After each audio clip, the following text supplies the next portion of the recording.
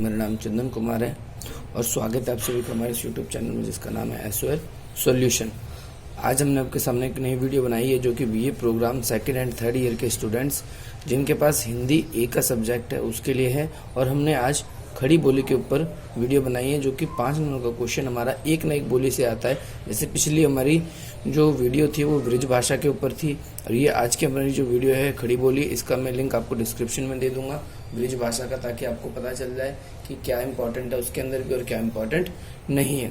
तो इसके अंदर सबसे पहले बात करते हैं कि खड़ी बोली की क्या क्या विशेषता है या खड़ी बोली से आप क्या समझते हो उसके बारे में बताइए। ये क्वेश्चन आएगा तो आपको ऐसे लिखना है कि खड़ी बोली इसके नामकरण को लेकर विभिन्न मत, मतलब खड़ी बोली जो है जो ये उत्पन्न होगी इसका नाम खड़ी बोली हमने रख दिया तो इसका नाम कैसे पड़ गया, इसके लेके कई विचारक कई तरह से विचार देते हैं। खड़ी बोली मुख्य रूप से खड़ी से निकली है। कुछ लोगों का मानना है जो खड़ी बोली है वो मुख्य रूप से खड़ी से निकली है। इसका अर्थ होता है शुद्ध। खड़ी बोली जो खड़ी है खड़ी से निकला है, इसका अर्थ होता है शुद्ध। जब लोग शुद्ध रूप से उर्दू भाषा को पढ़ने लगे और उसका अर्थ निकाल कर लिखने लगे तो उसे हम खड़ी बोली कहा जाने लगा। पहली बात तो ये होगी कि खड़ी बोली किसे कहते हैं। फिर से रिपीट करते हैं, खड़ी बोली जो खड़ी जो है वो खड़ी से निकला है जिसका अर्थ होता है शुद्ध। जब यहाँ के निवासियों ने फारसी और उर्दू भाषा के अर्थ जो है हिंदी भाषा में या और किसी भाषा में डब करके निकालने लगे तो ऐसी भाषाओं को क्या कहने लगे, खड़ी बोली कहने लगे। दूसरा पॉइंट हमारा है जो कामता प्रसाद गुरु हैं उन्होंने खड़ी का आवाज कर्कश बताया। कर्कश का मतलब होता है कठोर, जिनको बोलने में ज्यादा गले से कर्कश आवाज आती है। ये ब्रिज भाषा है जो आपकी उसकी तुलना में कर्कश है, इसीलिए उन्होंने कामता प्रसाद जी ने इसे कर्कश बताया। नंबर 3, अब्दुल हक जो है वो जो खड़ी बोली है उनको क्या बोलते हैं, गवारू मानते हैं। गवारू एक हिंदी भाषा में शब्द यूज होता है, कोई इसी तरीके से इसको लिखना आएगा। इसके अलावा हम बात करते हैं जो खड़ी बोली है कहाँ कहाँ बोली जाती है, तो खड़ी बोली आपके सहारनपुर, मुजफ्फरनगर,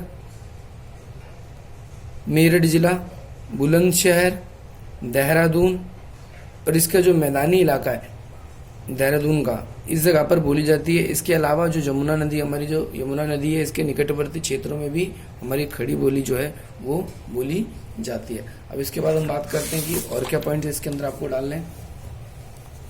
इसके बाद आपको क्या डालना है, इसके बाद डालना है कि खड़ी बोली जो है इसको जैसे सिर्फ खड़ी बोली नहीं कहते, इसे कई नामों से भी जाना जाता है। अगर पेपर में अगर आपका कई नामों से भी आ जाए तो वो भी लिखना और बाकी इसके आ जाए एक पॉइंट आपका और बन जाएगा। जैसे खड़ी बोली है इसे मानक हिंदी भी कहते हैं, हिंदुस्तानी भाषा भी कहते हैं और कौरवी भाषा भी कहा जाता है।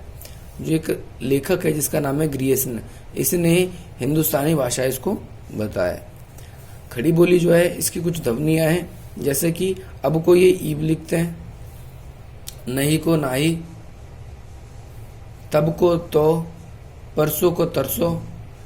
ए का जो स्वर होता है मुख्य रूप से आपका जो ए और ओ इसका मूल स्वर होता है और उच्चारण के समय आपका जो ए हैगा वो बड़े ए में बदल जाता है। जैसे बैट को बैठ, पैर को पैर, इस तरीके से इसके अंदर हम लिखते हैं। होप सो आपको ये पूरा समझ में आ गया होगा कि 5 पॉइंट्स आपको क्या लिखने हैं पेपर में, क्या क्या नहीं लिख रहे। वीडियो अच्छी लगी हो तो इसे लाइक करें, शेयर करें एंड सब्सक्राइब करें। Thank you.